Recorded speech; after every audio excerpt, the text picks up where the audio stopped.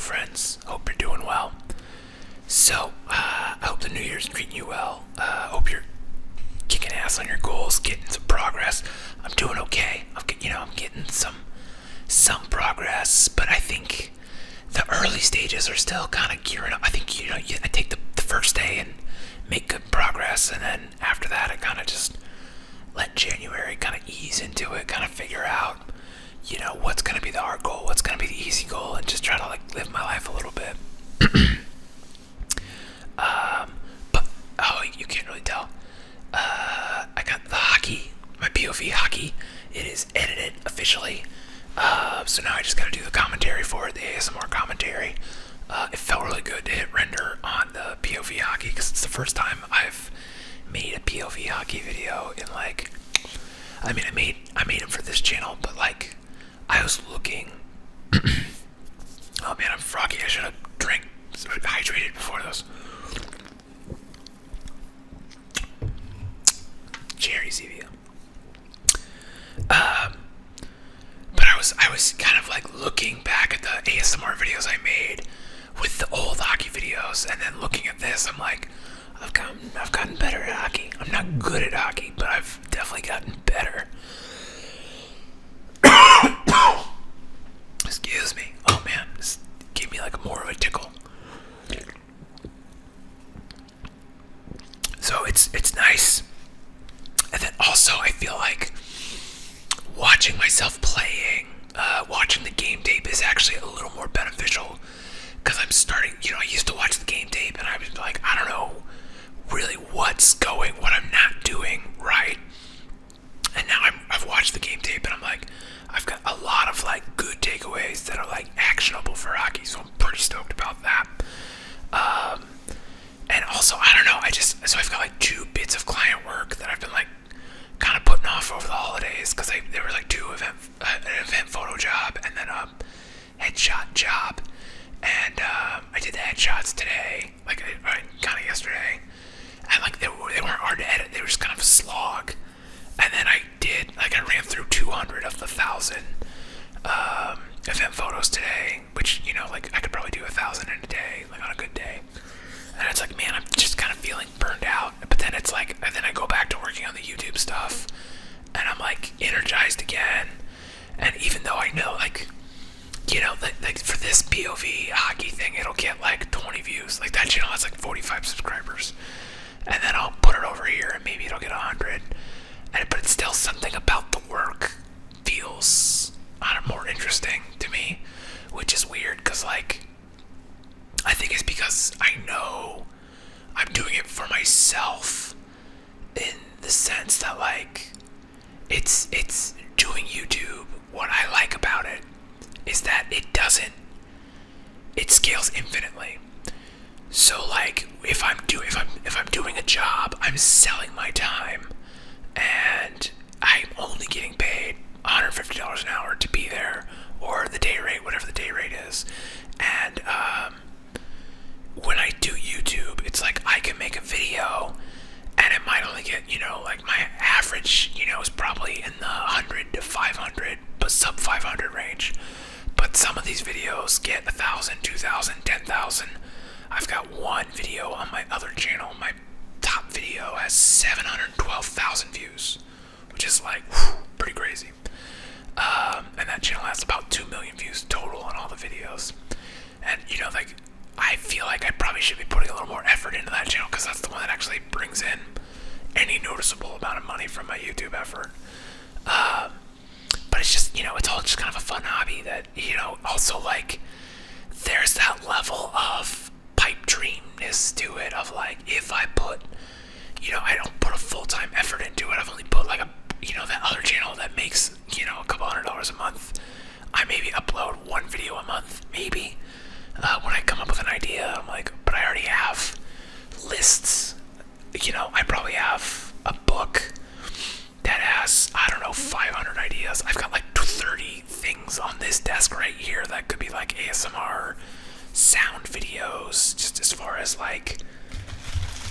you can hear different types of crinkle, controller sounds, there's stuff, and it's I just gotta sit down do that, and I think is going to be a big driver next week. I'm going to try to get this office flipped because we're moving my desk over here and we're moving the girlfriend's desk over there for reasons. The big reason is there's a bathroom door right here because this is like a second bedroom. But there's 2 doors to the bathroom and we never use this one. So it's like I could put my desk here and then I could have Mega Desk, which is just the ASMR desk plus my desk, like one big desk, which is great. And then also the big windows right here. And if the window's open, it gets in my eyes and I hate it. So if I was against the wall, even better. And then from my position, I could see the door, which is that's always, I never want my back to the door. And my back has been to the door for the last 2 years, and I don't love it. So finally decided, I'm like, let's move my desk over here. We'll move your desk over there, because now my girlfriend is graduating from college. So her computer is kind of like, right now, just kind of for games. So she doesn't really need to be in any specific spot. And if it's going to be more, it's more gooder for me. We're going to move some stuff around. I think we're going to bring, this bike might move, and we're going to put in like the easy chair that's in the living room. Bring that in here. We're going to bring a treadmill up here and put that where the easy chair is. So yeah, some exciting things about that. I don't know why that was important. Lost my train of thought on that. But yeah, I don't know. It just feels good to work on the YouTube stuff. And I got a subscription to a stock footage website, which is something I did early in that other channel. And I had a couple videos on that channel that were made up of like stock video assets. And YouTube got mad for some reason. I think there was just a period where they were calling it repetitive content, and they didn't really define what that was. And so I just like deleted enough stuff off that channel, including the top video at the time, which had 500,000 views and probably would be over 1 million by now.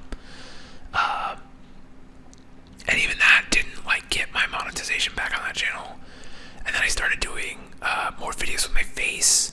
So I think they could realize like it wasn't a computer making up, it wasn't a bot just making videos and uploading them. Apparently that's a thing, or it was a thing.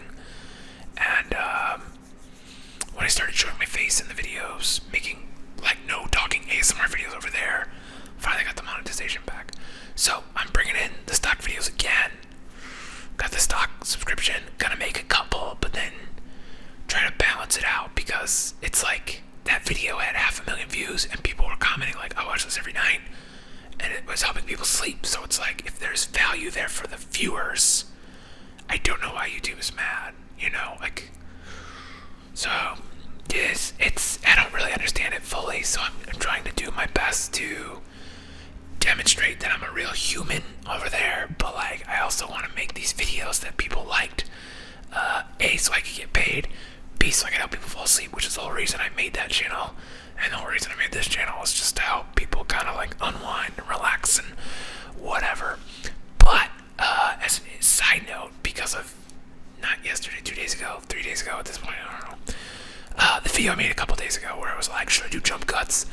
Now that I have a stock website subscription, and because like the algorithm wants to see, so I might just start throwing in random cuts of stuff, random stock footage, just to see, just to play with it and see if that doesn't elevate my videos to be more interesting to watch. I think I'll have to like put in a lot of stock footage for it to really like make a difference. But even if I put in a couple clips, I'm like, with YouTube, will that help with the algorithm or whatever? Will that help with my, you gotta think about if you're playing the YouTube game to play the YouTube game, which I'm not really doing that. But also it's one of those things where it's like, I'm not playing the YouTube game to play the YouTube game, because like, if I was playing the YouTube game for serious, then I have to admit I'm not doing it well, and that's hard for me to do.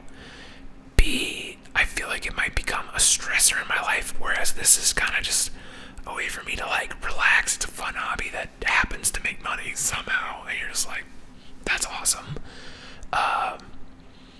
But at the same time, it's like, if your audience retention goes up, that does mean you're making better videos for your viewers. You're providing more value, which is like half the point of doing it at all. Then your videos will get promoted more in the algorithm. You'll make more money. So it's like, is it selling out? I don't know. It's, you're making better videos, but like, who's to say what a better video is? Because the people that watch this channel might just like this format, and then if I go to like adding stock all over the place, I'll lose the viewers, but I might gain new ones, and then it's kind of like a trolley problem of like, well, you lose 10 viewers, but you gain 100 new ones, and so, and I guess it's like, well, what benefits me, I guess, is like the only way you can really look at it, because it's like, well, if you like this format, there are, I don't know, I've probably made 400 videos like this, so like, there's definitely enough of a backlog, and let's be honest, I'm kind of lazy, so even if I did get into that, like, doing a lot of stock footage and making a lot of cuts and a lot of jump cuts and doing that stuff and adding the captions below that are like big, that are just like big captions here, I don't think I would keep up with that unless I got enough viewers that I got enough money that I could pay an editor and I could be like, do something with this. Here's these weird videos where I whisper about nothing and they get a lot of views. Your job is to edit them. Also, I'm wearing this thing. This is like sweatband. It's actually a slash guard. It's a hockey thing. Because my wrist is still kind of bonked. And this like gives a little bit of compression. But it's actually some fun noises too. But it's a slash guard, so there's like this hard plastic in here. So that if someone tries to bonk you with the stick in the wrists, which is a common place to get hit, you don't get hurt. So I got that over my bad wrist, but it's getting better. I can almost. So if you look at like, put them together. Oh wow, it's actually bending as far as this one. No, that's awesome, and it only hurts a little. So I got a hockey game tomorrow. Not after. I got 2 sleeps, but tomorrow. It's after midnight already, so technically it's Friday.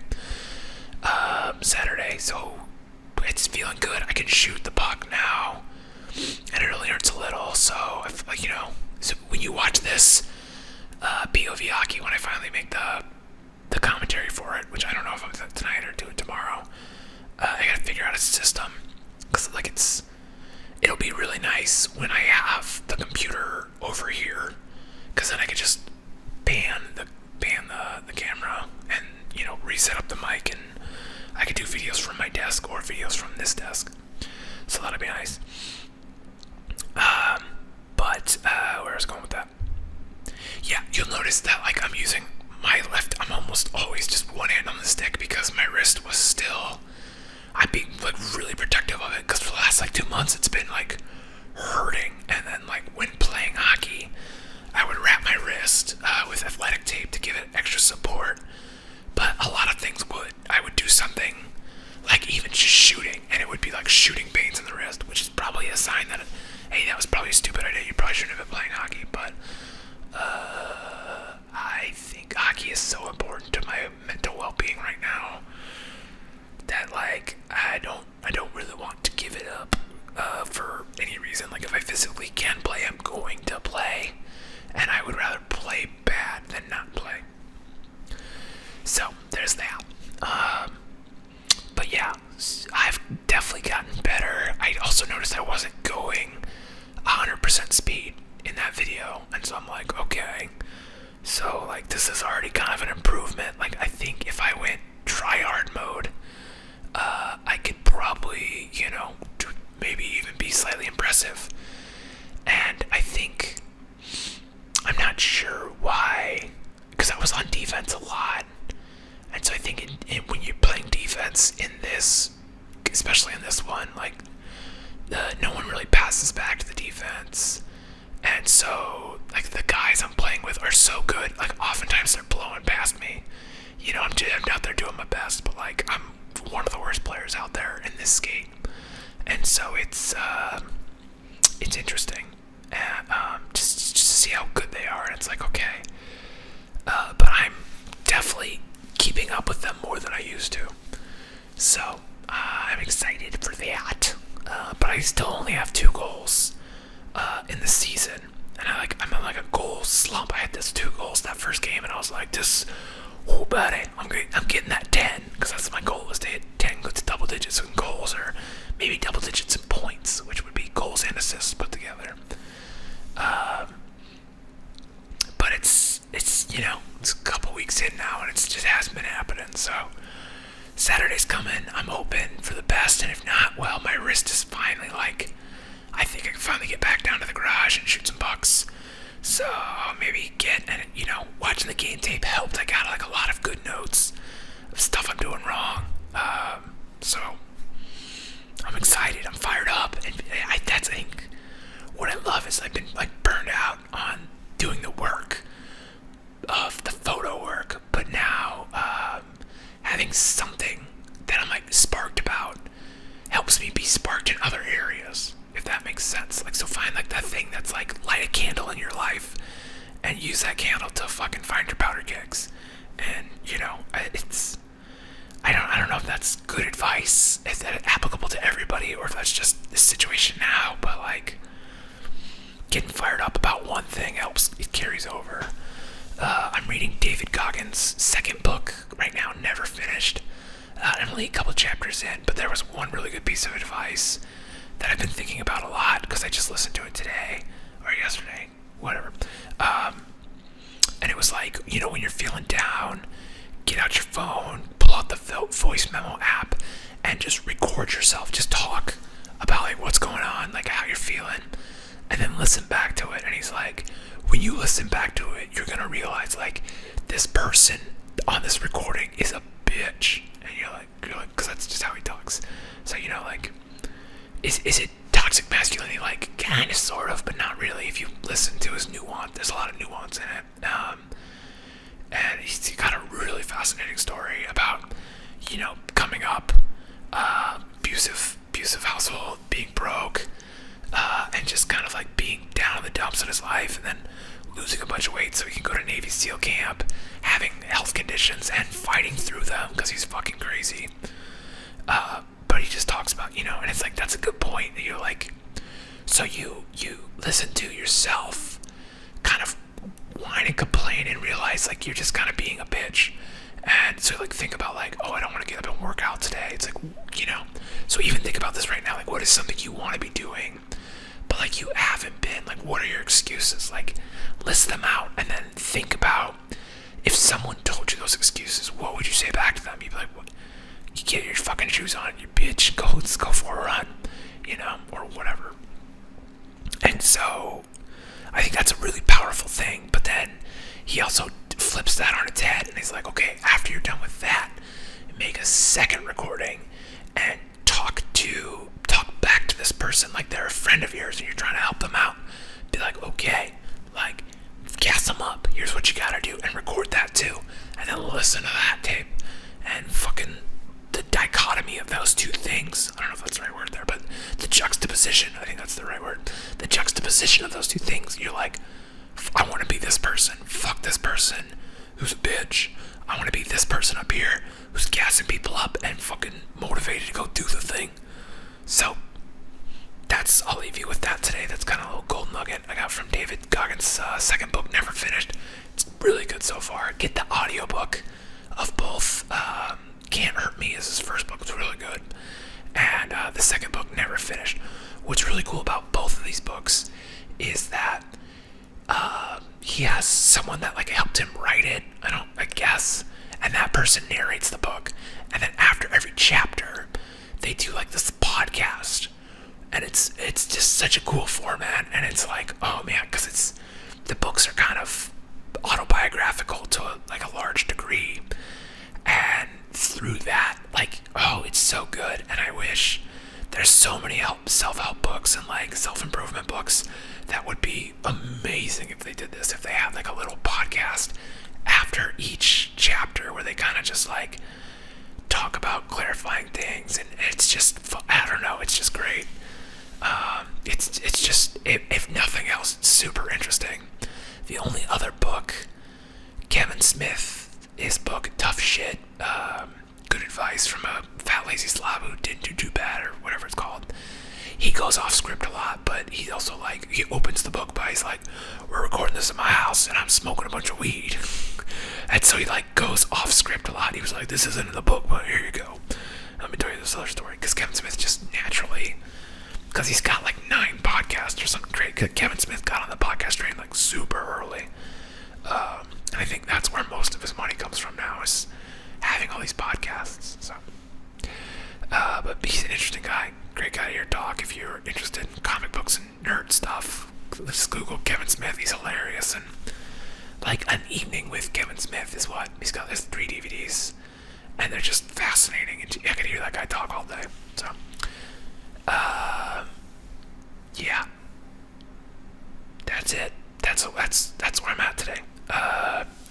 Exciting things are coming down the pike. I'm gonna throw in stock footage into these, maybe. Got more hockey coming. Got new lights. This is the new lighting setup, I think. It's just one of those big long lights on the floor, which is nice because it's a nice, even blue, which is kind of what I want. It really pops my skin off and helps distract from how messy the background is. So, in an ideal world, I'll have a studio space. YouTube studio space that looks super professional, but gotta buy a house first, and for that to happen, I need a lot more money. So if you've got a lot of money and you want to give me money, great. And if not, you can just watch these videos and hit the like button, or subscribe if you haven't, or all that stuff. Leave a comment. Yeah, that's all I got. So I hope you're doing well, and if not, I hope that turns around for you real soon. And as always, thank you for watching, and I will see you next time.